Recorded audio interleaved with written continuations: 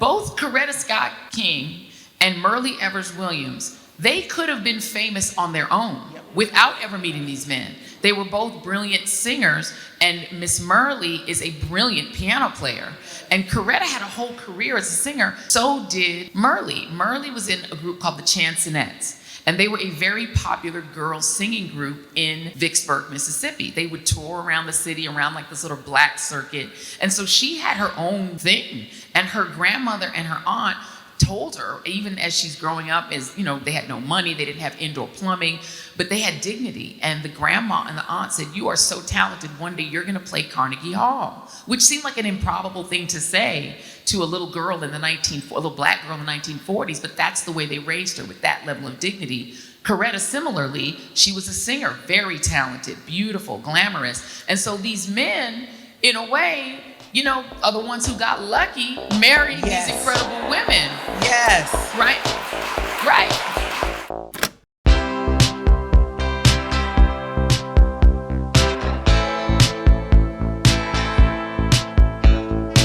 Hey y'all, thanks for checking out Chicago Humanities Tapes, the audio extension of the live Chicago Humanities Spring and Fall Festivals. I'm your host, Elisa Rosenthal, here to help you find the answers to humanity's biggest questions by bringing you the best of the live festivals. Hey, if you're in Chicago, check out some of our upcoming live events this spring 2025.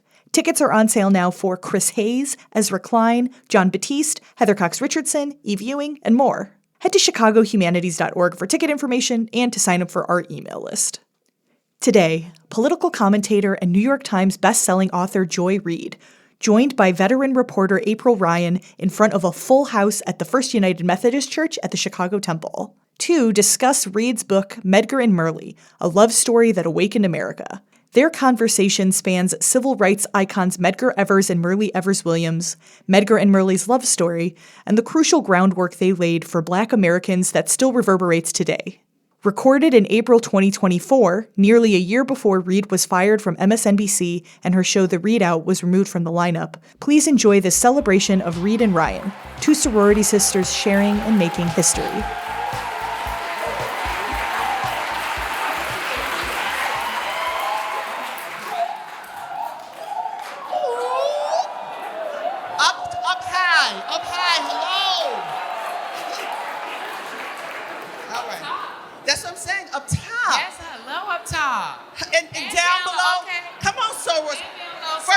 Hold on. Good morning, Chicago. Good morning, April. Woo, what a welcome. Yes. If I wasn't awake, I'm awake now. Hallelujah. We're in church, so we can say hallelujah. Praise him. Hallelujah. Praise him. We're going to let you know, whatever you hear, keep it clean, because earthly and up there are listening. Okay? Come on now. Come on, choir. Oh, yes. Joy It's so Reid. good to see you and be with you. In So person. roar. So roar. Come on, all my Deltas. Delta Sigma Theta sorority incorporated. Yes. For those of you who don't know, if you don't know about DST, Google it. But we... And the whole D9, because wherever our Delta Sigma Theta sorors are, we know there's AKAs, we know there's Sigmas, we know everybody, we know the brothers are out here. Yes. You know there's always some Qs, there's some, okay, where are they at? We know they always Sigmas, Zetas, yes. The Alphas is always here too. Let's not forget anybody, the Kappas, okay? We just making sure we name check everybody. All right. It's all love. First of all, let me say, it is an honor to be in Chicago, but to be here with you, my sister. Yeah. You hold it down at 7 o'clock at night Eastern. 6 p.m. Chicago time. 6 p.m. Chicago time. I watch you and I'm amazed. I'm amazed at your thoughts. I'm amazed at your wit and how quick you can fire back. And then you could write about anything, but you choose to come and tell us about our history in the time when they're banning our books and telling us we don't belong. Sister, and this not only is a book, it is the #1 New York Times bestseller.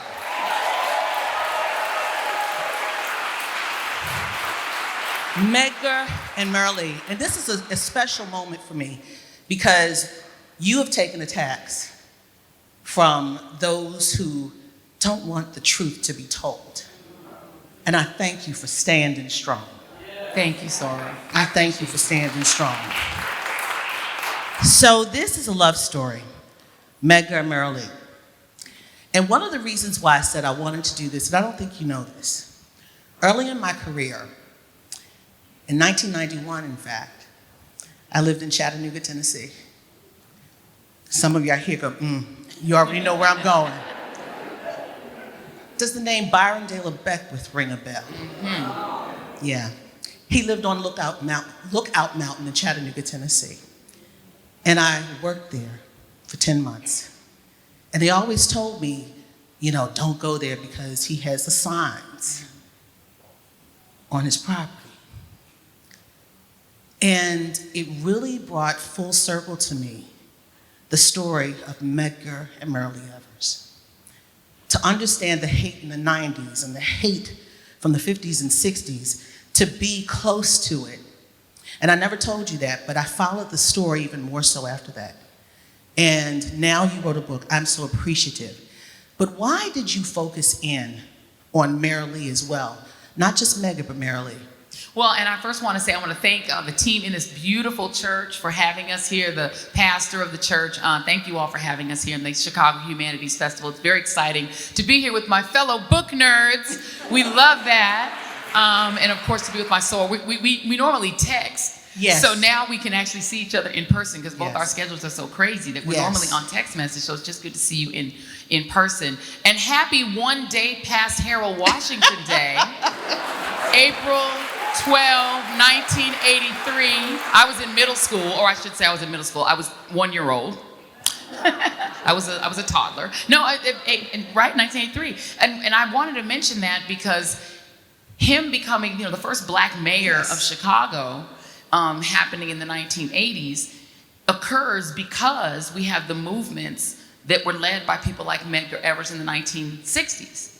And so there was a precursor to being able to elect black leadership even in a northern city like Chicago. And you and I both know that there are incredible links, not just that railroad train station, between Chicago and Mississippi. They're inextricably linked. If you are a black Chicagoan, your people are probably from Mississippi. There's a connection. And as we say the connection, let's talk about the connection with a boy who lived here in Chicago. And his mother sent him home, where her mother's she came home. from. Yeah. To her, And Medgar Evers was involved in that. We're talking about none other than the Emmett Till story. And during that time, and before we came out, Joy and I were talking, we knew the state was racist, but it became known as the most racist state in the nation, not just because of Emmett Till, but then on top of that, the assassination of Medgar Evers. So talk to me about the movement with Medgar and Myrlie, the love story, and the tie with Chicago and Mississippi through, starting with Emmett Till. So to go back, so just to wrap it all together, the reason I wanted to write about the Everses, not just Medgar Evers. I wanted to write about Medgar Evers because it kind of shocks me and saddens me that so many people don't know who he is. I can't believe that. Which is wild, right? James Baldwin said the three greats in the civil rights movement were, Malcolm, Martin, and Medgar. And so I listen to whatever he says. James Baldwin, our greatest American writer, in my opinion. And so I always felt that the Medgar part of that trio was underwritten about and underknown.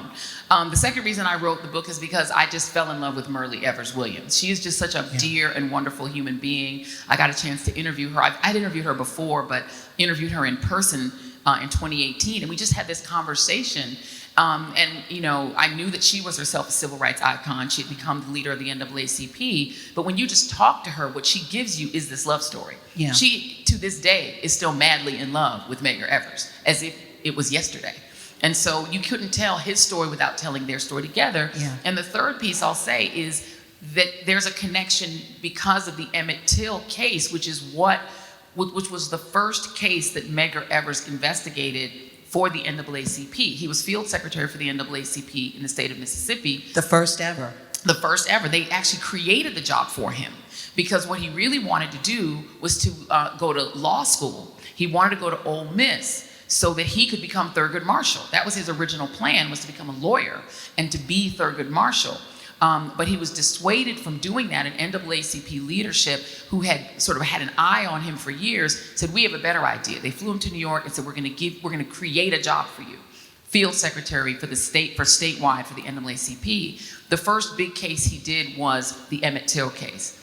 Now, Medgar and Myrlie had a history in Chicago because, like most Mississippians, they had a connection. They had family here. And Medgar Evers and his brother Charles summered almost every summer in Chicago. They did the reverse of what Emmett Till did. They would come up here and they would spend time with an aunt. And one of the pieces of the love story that really connects Medgar and Myrlie, they were in college together at Alcorn State in Mississippi, but where she pledged Delta Sigma Theta sorority incorporated. Wise young woman, even at 17. And so, but when she started dating Medgar, her grandmother and her aunt, they were appalled because he was 7 years older than her. He was older 25 with attitude. With attitude. In the South. And a veteran. Yes. Which they were like, stay away from them upperclassmen and football players and them veterans. He was all three. But wait a minute, and a black man in the South at that time with attitude, what they call attitude. Today we call it swag. Swag. And that was dangerous at that time, but he had grown up in the family reading the Chicago Defender. And so they were a family that gave their kids affirmation. And as a matter of fact, Medgar and his brother Charles used to sell the Chicago Defender because they were a very sort of activist family in a way. Not real activists, but just they didn't bow down to white people. That's the way that their father raised them. And so they would sell the Chicago Defender until the white locals like stopped them from selling it. So there was a whole story in the book about that. But the final sort of crystallization of their romance was when they convinced Myrlie's grandma and aunt to let them both spend the summer in Chicago, not staying together. She stayed with her aunt, he stayed with his aunt, but they spent the summer here, and that's where they really crystallized their romance and their love and decided to get married. So let's say this. So she was 17, he was 25. And at one point they had not kissed, and he said, I'm gonna make you into the woman I want you to be. I was like, what? That's what she said. She said, what? I was like, wait a minute. But yeah, I mean, think about that. 50s and 60s, and men were looking for a certain type of woman. And, yes. and Myrlie Evers, for those of you who understand, thank you for your wisdom. For those of you who don't, read the book. So, but she had her own. She reminds me of Coretta Scott King in a lot of ways. Yes. She was a singer. She had her own. She was moving to, she wanted to be an educator. And she had her own, but then here comes this man up and changed her life, literally. And I love the connection to Coretta. They actually ended up being dear friends along with Dr. Betty Shabazz because they shared this horrible experience. But what she shared with Coretta, both Coretta Scott King and Myrlie Evers Williams, they could have been famous on their own without ever meeting these men. They were both brilliant singers, and Miss Myrlie is a brilliant piano player.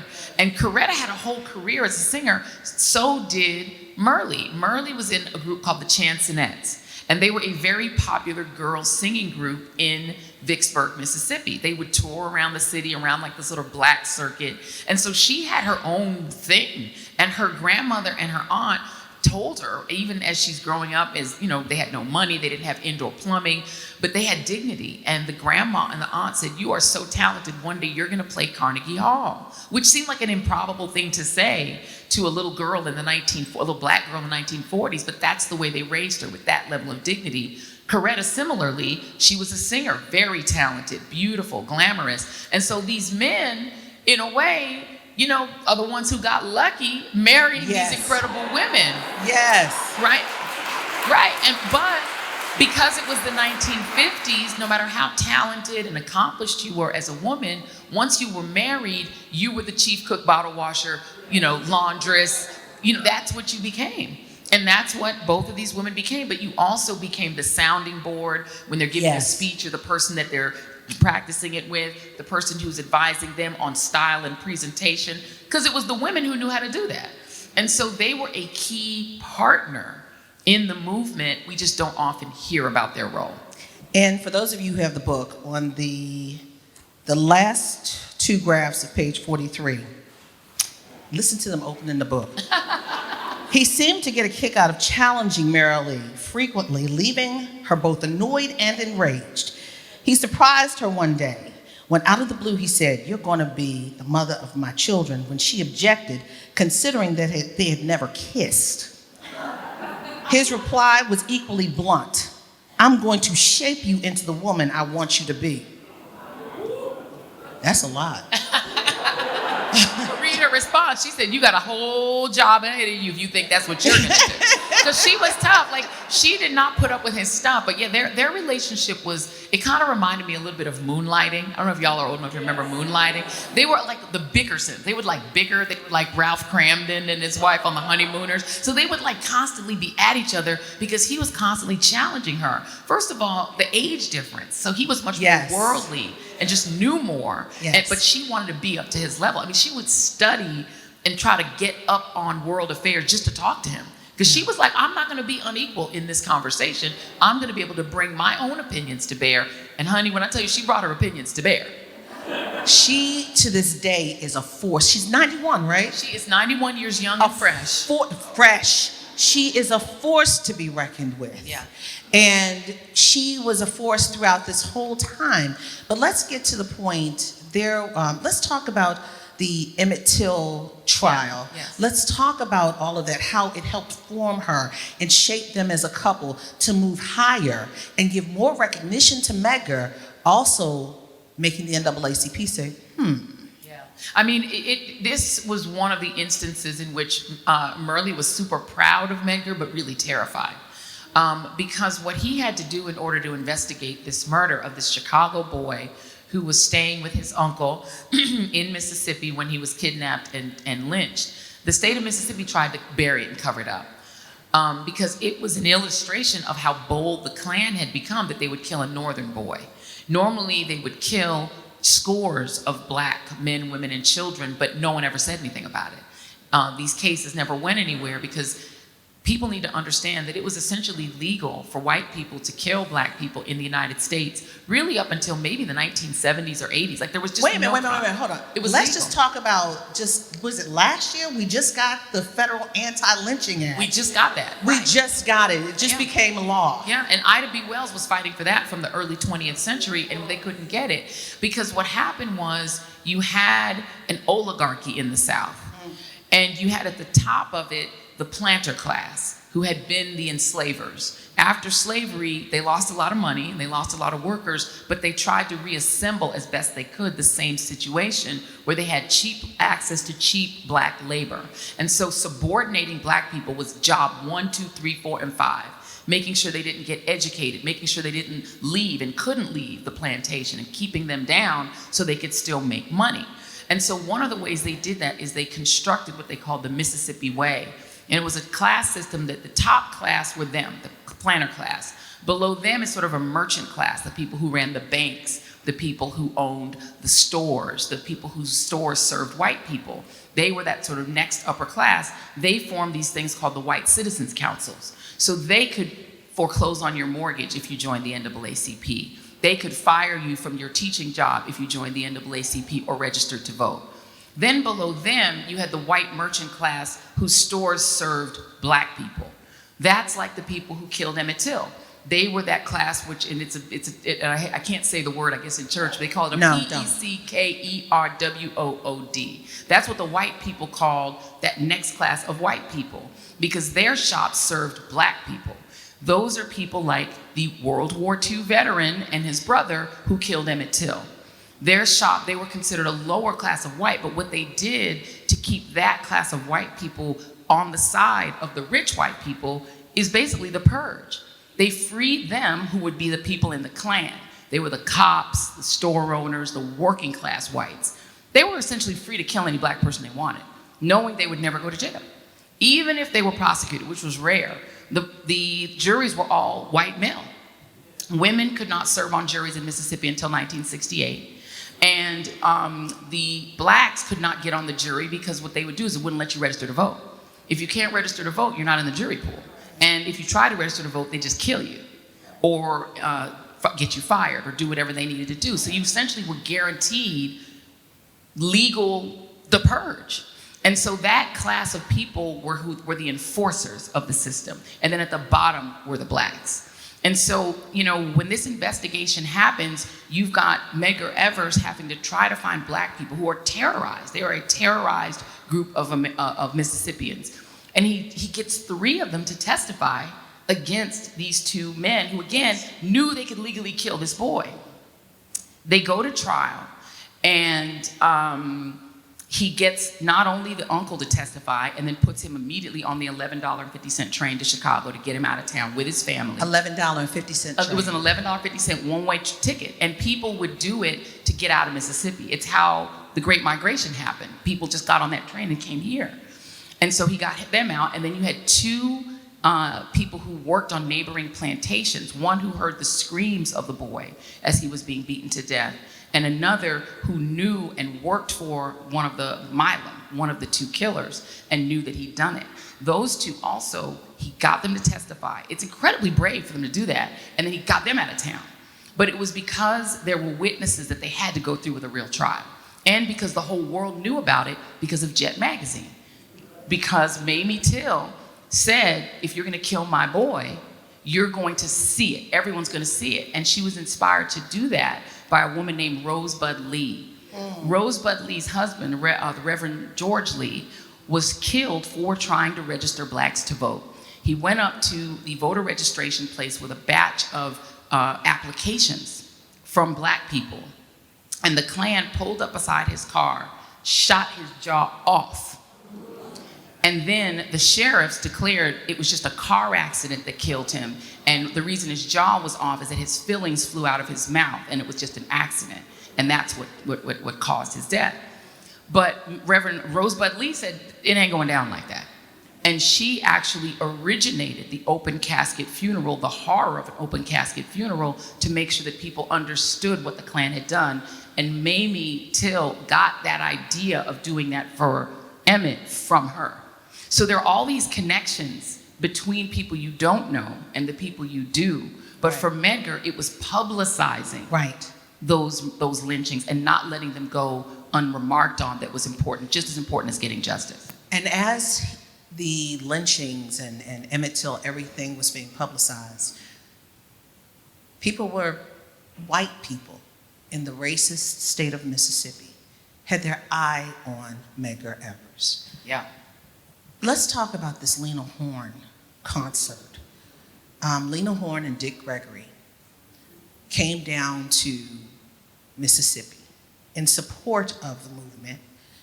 And there were 3,000, first of all, when just 2 black folks come together in some spaces, it's considered a conspiracy. And back then there were laws that black people could not congregate like that. You in your book said 3,000 black folks were there. 3,000. But then they had some spies in the midst. Talk about that. So, right, and this is one of the reasons, and one of the tensions in the book, Miss Myrlie she did like to speak up, and one of the things that she constantly communicated to Medgar was just terror. When he was investigating the Emmett Till case, she was terrified. He would spend 12 hours a day driving into the Mississippi Delta dressed as a sharecropper to investigate these killings. She was scared the whole time. And as you build up to that concert, it was more of a speech. It was like a whole rally in the Masonic Temple in Jackson, Mississippi in 1963. The build up to that was just constant terrorism, even into their home. People calling day and night, threatening to blow up the home, kill the children, shoot Medgar, shoot her, shoot the kids. It was just constant. And she was a very reluctant civil rights wife. She didn't want him in this business because she wanted him to be alive. But by the time you get to Dick Gregory and Lena Horne coming down, Medgar had built up what he really wanted was a King-style movement in Jackson. He wanted boycotts. He wanted the same kind of things that were happening in Birmingham to happen in Mississippi. His bosses did not agree, but the young people did. His bosses, name names. The NAACP, Roy Wilkins and the NAACP were very much against what he was doing. So this is a man who was being constantly threatened with being fired by his NAACP leadership, constantly facing death threats, had no personal security. The NAACP notoriously told him they had better things to do with their money than to protect him. And he was at odds with his wife because she was scared and wanted him to just not do it. So into all of that, you get this sort of big final rally where Dick Gregory and Lena Horne come to town. Now, when these celebrities come, they have to stay with the Everses or stay with another black family because they couldn't stay in hotels. And so, Myrlie is figuring out, how do I feed these celebrities? What do we have in our budget? Because I don't have extra money to do this. They're fighting about that. But the other thing that happens at this big meeting is that there are interlopers in the room. And Medgar's secretary, who used to be Myrlie used to be the secretary, but when she has her third child, she stops working and is a stay-at-home mom. The secretary says she notices this man who comes into this meeting. He's smoking a cigarette, he's scowling, he's sitting in the front, but he's not engaging in any way. So she sends one of the other NAACP workers down to engage him. He doesn't engage, he eventually leaves. She later testifies that she believes that that man was Byron Dilla Beckwith.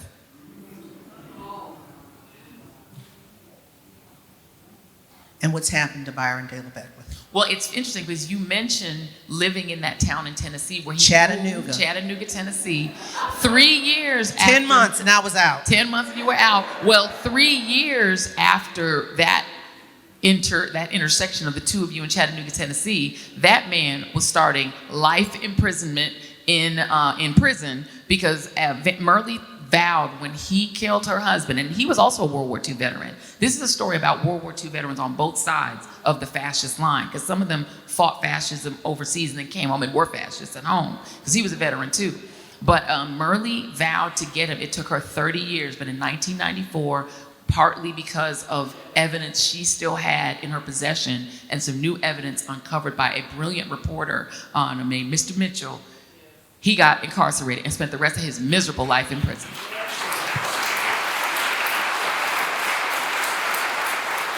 Now, when we say love, love is an action word. And that was after death. You know, till death, I'm sure they've had many weddings here. Till death do us part.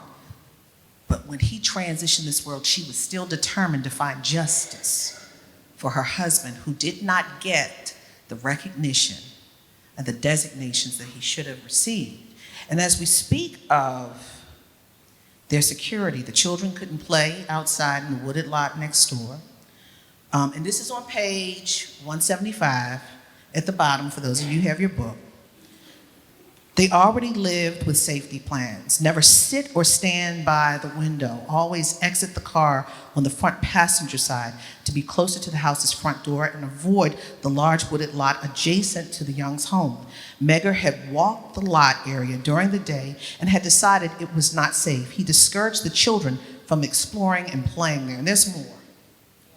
Living a life like that in the 1960s, when you've got people watching you and you're trying to push for voting rights, you're trying to push for just first-class citizenship for blacks in a racist state.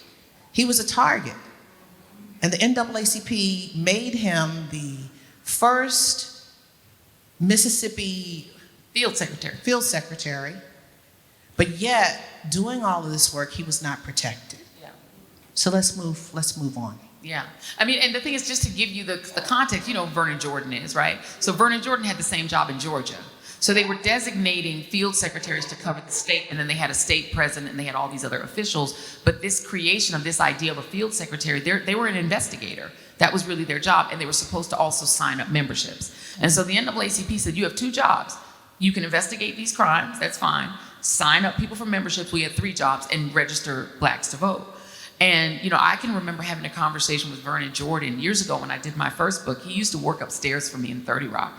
He was on the 65th floor at the financial firm that he worked in. And I remember going up there, I would go up there and sit with Mr. Vernon Jordan. He was an amazing man. He spoke with this deep voice, and he spoke. He was amazing.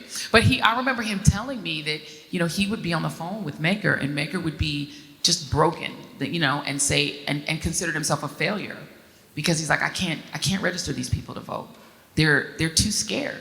You know, I mean, Georgia was bad, but Mississippi was worse. And the number of lynchings per capita in Mississippi was so high. I mean, it was the lynching capital of America. And by the way, I believe number 2 or 3 on the list was Florida. People try to act like Florida's not in the South. What? Florida was bad. Florida was much worse than you think it was. But Mississippi. It's bad now, okay? Well. The NAACP has a travel ban. Well, travel However, advisory, not a ban. But let me just let y'all know, Florida is waking up though. Florida might be waking up. Florida, they might have had enough. I think he might have done too much. Florida, we can table that. Who did too much? Call names. DeSantis. I think DeSantis. DeSantis? He's called it DeSantis. He keep changing how you say it. DeSantis did too much. Okay. And for nothing, because he's never going to be president. And so you wasted your time, buddy. He might have done too much. But I mean, we're getting too spicy for these folks. We're getting too spicy for these folks. You can't put us together. You can't put us together. Ask your next question. Oh my gosh. But as we talk about this magnificent couple, not just Medgar, but Myrlie, and one of the things, before we go into these questions that people have asked, one thing that I said to you, Medgar Evers died, he was assassinated in the summer of 1963, just months before the March on Washington. And Myrlie Evers loved him so much. Ladies and gentlemen, listen to this. She loved him so much. She remarried, but she kept the name of Evers. But when she married, she also had Williams, the gentleman that she married, her second marriage. It's just the humanness of me. How do you marry someone and you are behind a legend? The legend, a man who gave his life for us. How do you, and she was, but she always said, I'm Myrlie Evers Williams. Yeah. She made sure. That was, I think Mr. Williams was a dynamic man. Yes. To do that. It's just, the whole thing, it just boggles my, she is an amazing woman. Yeah. Well, and Walt Williams is the second husband, and he was an incredible person as well. And as you said, it takes a big man and a very secure man to marry someone. Gentlemen, did you hear that? Very secure. Well, he was a longshoreman. I'm sorry, I look like I pointed to you. I was just pointing, I'm sorry. Do you understand this? I'm sorry. No, sorry, sir, I'm sorry. You are a great man. I can see it all over you. I can see it. Okay, so, and when she married him, he actually saw her speak. She gave speeches in order to make money, in order to survive. And so he saw her giving a speech, and that's how he actually said, he said to himself, I'm going to marry that woman and take care of her children. And when they met, she said, seriously, and he revered Medgar Evers himself. And when he approached her, he said, I revered your husband. I got into activism in part because of your husband. He was in California doing the longshoreman piece of the civil rights work. And he said, I want to take care of you and your children. And she said, okay, good luck with that. I ain't marrying nobody else. Because what she would always, and she said it to me, and I'm going to do my Myrlie Evers voice. She would say to you, Medgar Evers was the love of my life. And she talks like that. That's how she sounds. That was a pretty good one. It really was. And so she said that to him, but he said, I get it. But I love you enough to love you as you continue to love him. All I need is a piece of your love, and I want to take care of you. And he did until the day he died, honey. And when she ran, listen, and the two people who convinced her to run for NAACP board chair were the great Joe Madison, the Black Eagle. Yes! Lift his name. And Walt. And the two of them talked her into running, and Walt was her campaign manager. And sadly enough, he died the day after she won of cancer. So she's lost two great loves. But what she'll tell you, and what I love about Miss Myrlie, is she is not a self-pitier. What she says is that, how lucky am I that I had not one but two great loves in my life. She said, I've always been loved. And that's what she'll tell you, is that her great joy is that she is never going to date in her life without being loved. Amen. That's powerful. Ooh, I got something in the pit of my stomach with this. But before, Newlywed. I am a newlywed. I am. I feel like Mrs. Evers Williams. I got a good man, Yes, retired naval officer, Yes. who said, "I'm gonna take it on." He said, Listen. "Let somebody mess with you." I said, "Praise God." but you know, I mean, seriously, what we've been. I mean, you don't know what it feels like Yes. to have people go after you, and your safety is compromised. And for this woman to still stand and still arise. Yes.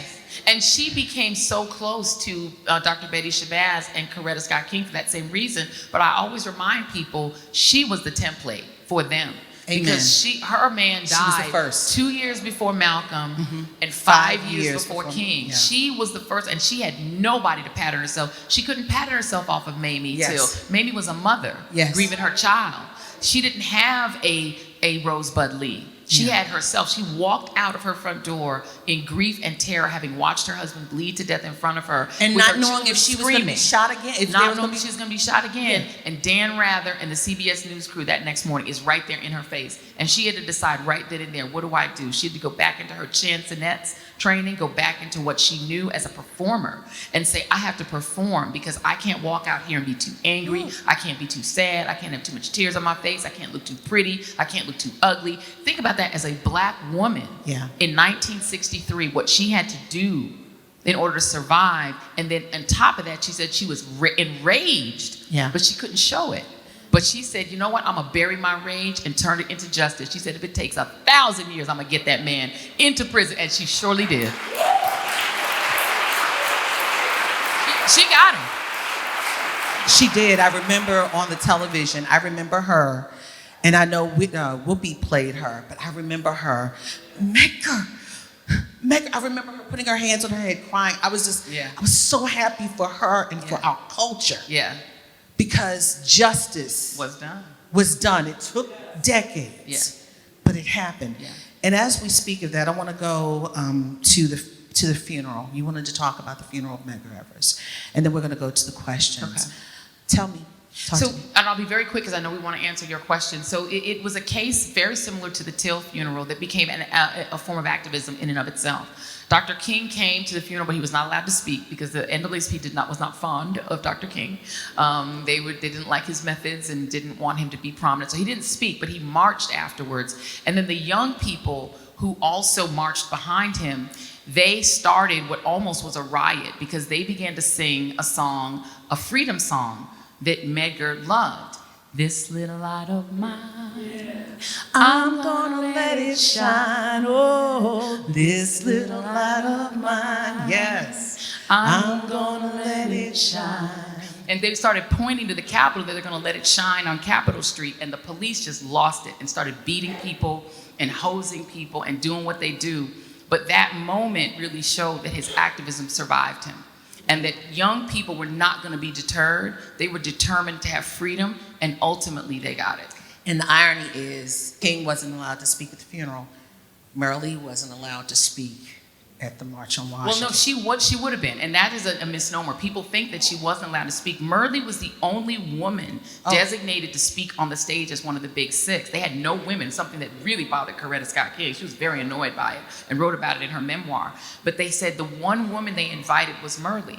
And the last thing I'll say is that, think about it, the March on Washington was in part a reaction to the assassination and to Kennedy's being slow. When Kennedy finally agrees to do a civil rights bill, the first person he hands a copy of that bill to is Myrlie in the White House as she's standing there with her kids. He promised her he'd do it, then he started dragging his feet trying to do a tax cut. It was his big plan for re-election was a tax cut.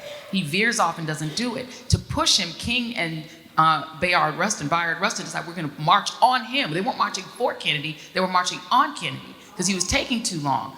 The speech that Dr. King gives, the I Have a Dream speech, he gave that speech actually weeks earlier in Detroit. But in that version of the same speech, he says, I have a dream that one day people like Emmett Till and Medgar Evers can live to adulthood in freedom. He cuts that out of this speech in DC because the Kennedys are freaking out that there are gonna be 200,000 blacks in DC. DC empties out because they think there are gonna be riots. There are no riots. It's peaceful and it becomes legendary. But Medgar Evers is part of that story. He's just not told as part of that story. Sister, You are walking history. Woo!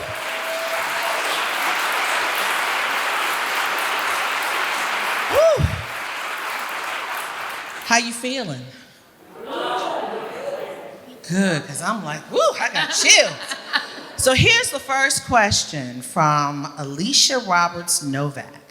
Appeals court rules NAACP and other private groups can't file voting rights challenges as of 2023. Do you think Medgar's work is still relevant in today's democracy? It is. And, you know, he was not on the side of saying that court challenges alone can change. That was one of the big tensions between himself and the NAACP, is they wanted to do it all through court challenges. And groups like the NAACP were filing that. And the full-scale fight against Voting Rights Act means that his work is still relevant because it was not just about court challenges from the NAACP.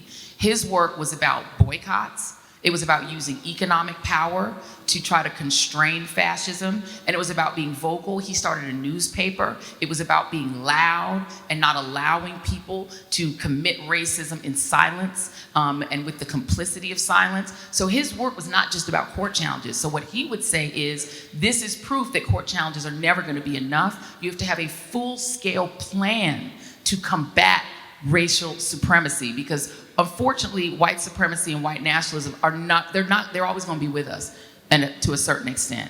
And so we just have to have a strategy that's bigger than just court cases. But yeah, that's very bad news. And for all intents and purposes, we are voting without the full protections of the Voting Rights Act of 1965. Yeah. It has been gutted. And understand that, you know, Ronald Reagan is elected only 12 years after the assassination of Dr. King. And John Roberts worked for Ronald Reagan's administration as a lawyer in the Justice Department. And one of his main things and main causes throughout his life as a lawyer has been to end and get rid of the Voting Rights Act. That has been one of his passions, John Roberts. And that's the least right wing of the six. So that's the reality, is that we have 6 justices, and all of that is because of the thing Medgar keeps trying to tell everybody you gotta do. Voting is the only power you have. Voting is determining who's in the Senate, who controls the Senate, controls the Supreme Court. It's all, when people say somebody died for your right to vote, he did, like literally, literally. And if you don't use your vote, look what you're giving up. Exactly. Please, please, seriously, get your children. You know what? I'm going to implore you. We are not telling the stories of yesterday, and that's why this book is so important. Please get some young people and tell them the stories, because I don't like to hear what I'm hearing. And you know, we're not going to get into it. Well, I mean, look, we are here. Trevor Reid's family is now mourning. We have another person mourning, another death. All of these cases, and who decides them? Normally an elected official, right, that people vote for. A prosecutor, in some states a sheriff, down to that, down to the school board, what you can read. Yeah. It's all voting. Yeah. And the thing is, what Medgar was fighting for was black access, not even to the general election, to the primaries. How do you think MAGA controls the Republican Party? The primaries. Mm-hmm. Because they know that Republicans are going to vote Team Jersey in the general. It doesn't matter who wins the primary. Republicans are going to line up and vote for them in the general. And so the primary is the election.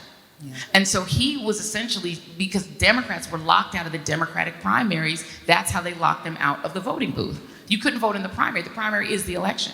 Start thinking about what you're doing. If you're not showing up in primaries, you skipped the main part of your power. That's true. Just saying, people don't want to vote.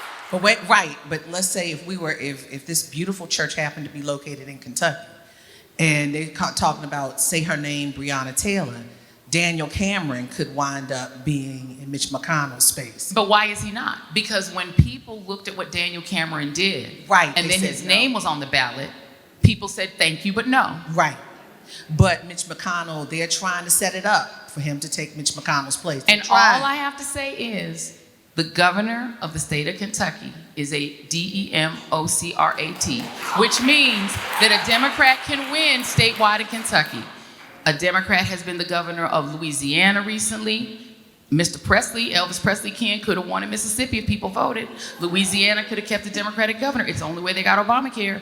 And the Republican who tried to take Obamacare in Kentucky got mowed down and defeated by Governor Beshear because Governor Beshear's dad had allowed Obamacare. These people had not had access to health care in decades. They finally got it, and they were like, we hate Obamacare. And they call it ACA. Connect. They called it Connect. They don't even know what it is. And so the guy ran and said, I'm gonna repeal Obamacare. They were like, yeah. They put him in. He was like, now let me repeal Connect. They went, no, you take my Connect.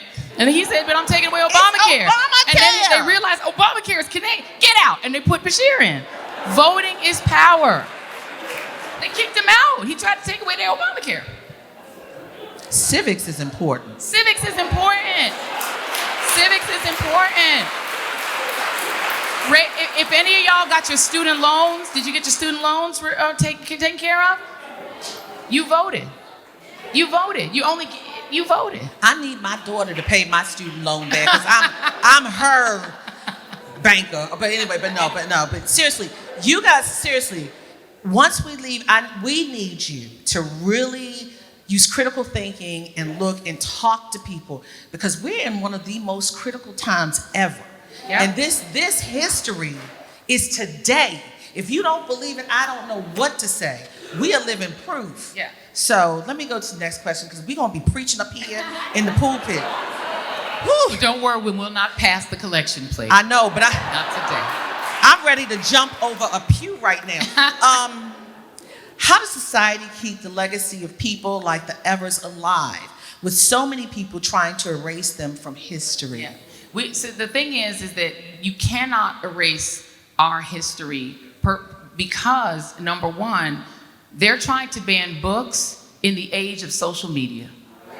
If those kids don't get it from a book, they're going to get it from an audio book on Audible. If they don't get it from an audio book, they're going to get it on TikTok. If they don't get it from TikTok, they can get it on the Readout on MSNBC. Wait a minute. You're not banning our history. And if they don't get it from you, they're going to get it from April Ryan at the Griot, They're going to get it from April Ryan at the Griot. And I'm Griot fam as well. The reality is you can't ban history. History is out there. It is free. It is out there and available. And I always say, you don't even have to buy my book. Go to the library and read it. I love the library. Girl, don't do that. No, do what you got to do. The reality is Buy our the book, history please. is available if you want it. All you need is a desire to know the truth. The truth will not hurt you. The truth will only help you. The truth can be unpleasant. The truth can be negative. It can be harmful and hurtful. For my white brothers and sisters here in the audience, this is not Black history. This is American history. American history. American history. And this is not separation. This is not separation. This is unification for you to understand what we've been through so you can understand how to deal with us today.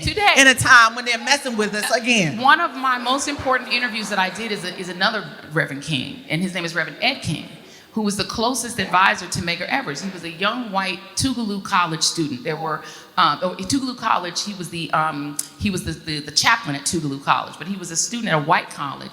And Medgar would go to these white colleges and speak to them, and he would put these white-black conversations together between like Tougaloo and these white colleges to get them to talk to each other. And Ed King says when he first met Medgar, he and a group of white students, Medgar took him and drove him through the black part of Jackson. And they just had no idea how Black Jacksonians lived, and it was new to them, and he gave them data. He said, let me give you the poverty statistics. Let me just explain it to you in straight-ahead language, non-judgmental, that you will understand. Ed King then becomes super close to Medgar, and throughout his life, he's the last person that had an in-depth conversation with him before he died. The reality is, what Medgar Evers' father used to tell him, he said there are three kinds of white people. There are the white people that kill you just as soon as look at you. There are the white people who will do anything for you, and then there are white people who will see the person killing you and just don't do anything and don't say anything.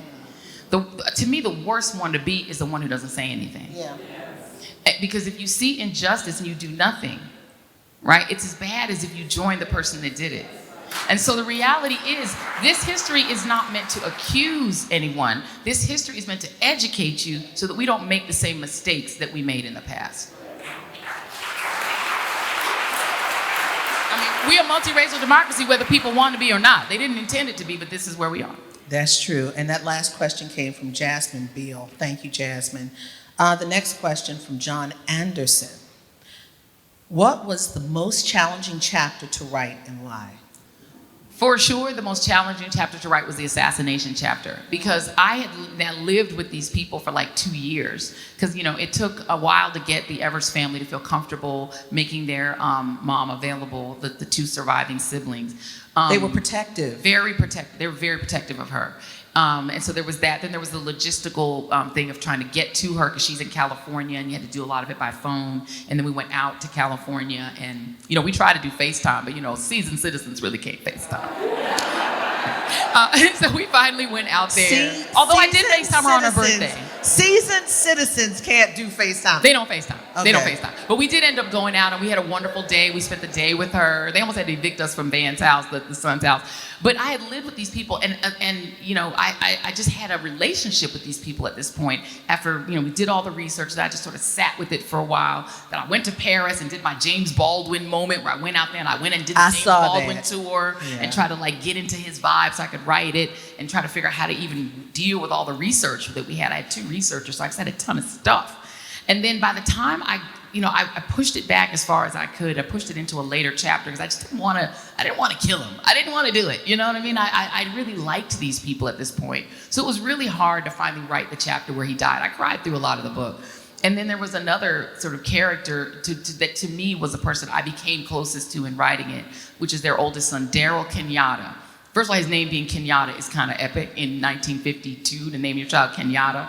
And it was a big fight between them because, you know, Medgar was obsessed with Jomo Kenyatta and the Kenyan liberation movement. So he wanted to actually name his first name Kenyatta. And Myrlie was like, that boy will not survive to be 10 years old. You're not going to be a Kenyatta in Mississippi in 1952. It's a no. So she put it in the middle. But Daryl is this sweetheart. He's this sweet boy. He's the oldest. He's only 9 when his father dies.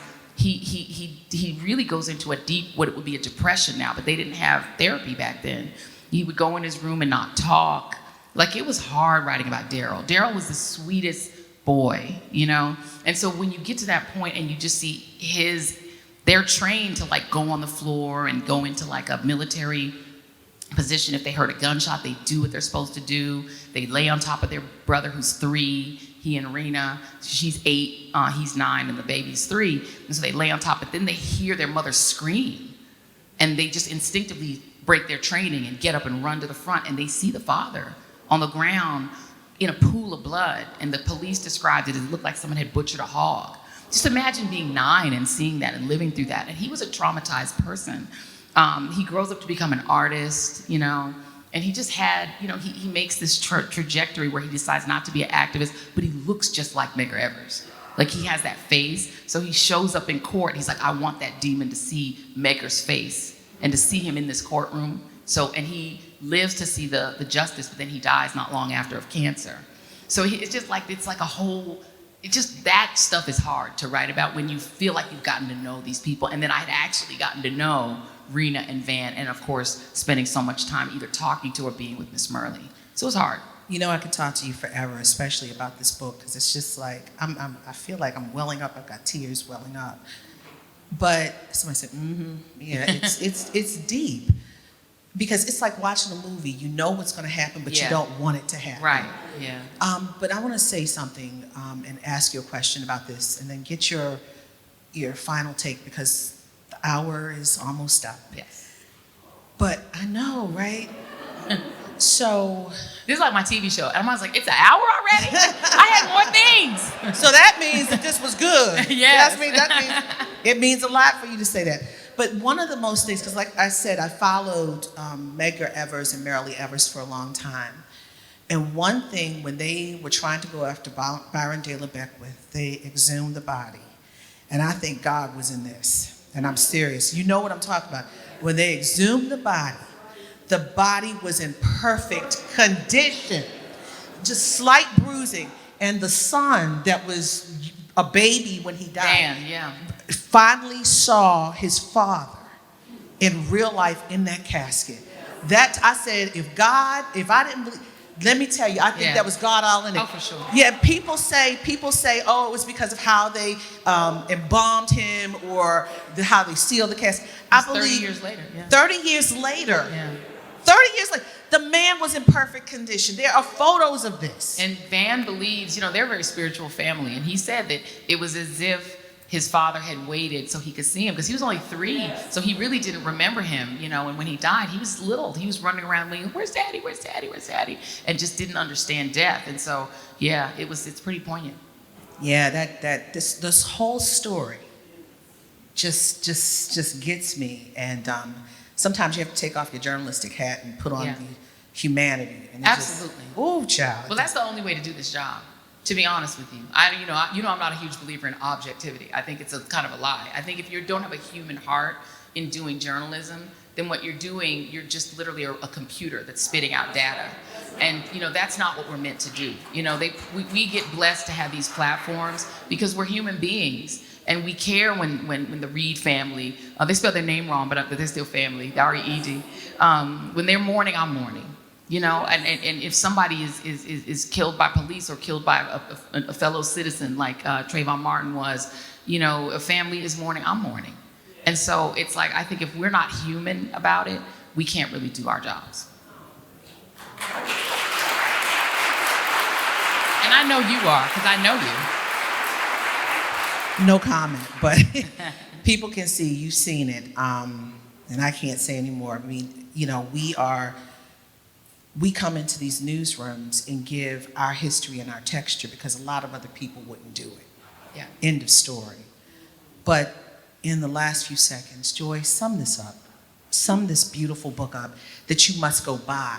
And buy them as Christmas presents now, and forward them, give them to your children, your neighbors, give them as birthday presents, because we need to know our history. Is there a ban in our books? Hold them up. Hold these books up. As they're banned in our books, this is our history.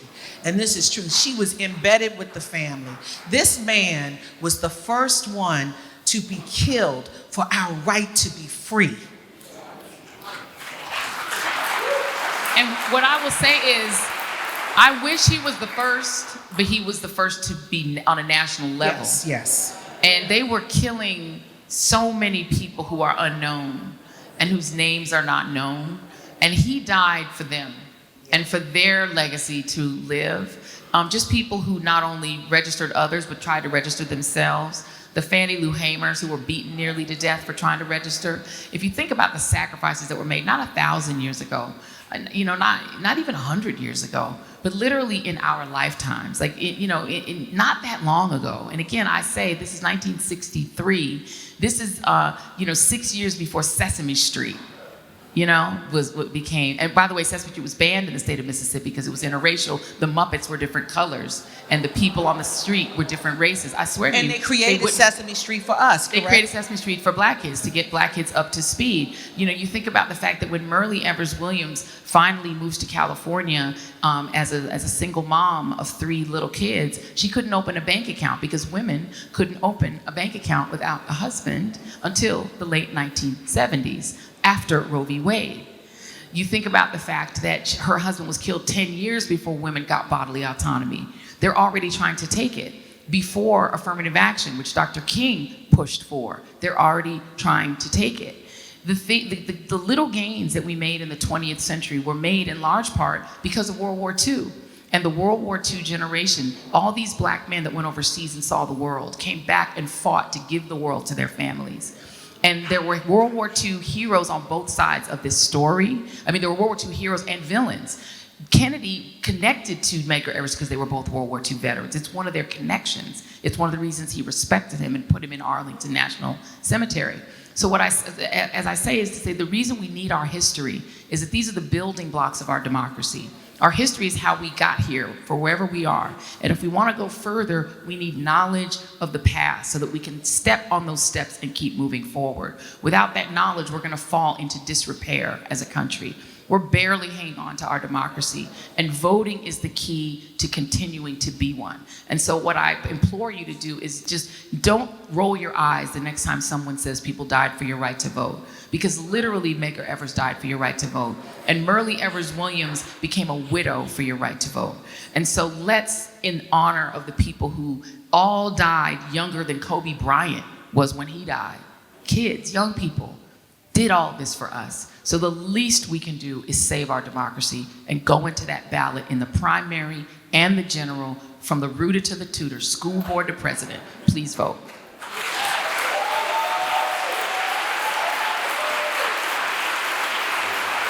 I'm inspired. I hope you are inspired.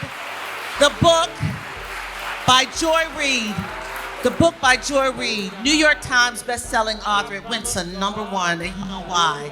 The book is Medgar and Myrlie, Medgar Evers and the love story that awakened America. Joy Reid. My sister, April Ryan, everybody, home girl, hometown girl. So proud of you. I'm so proud of you. And thank you. And the incredible Joy Reid. Thank you.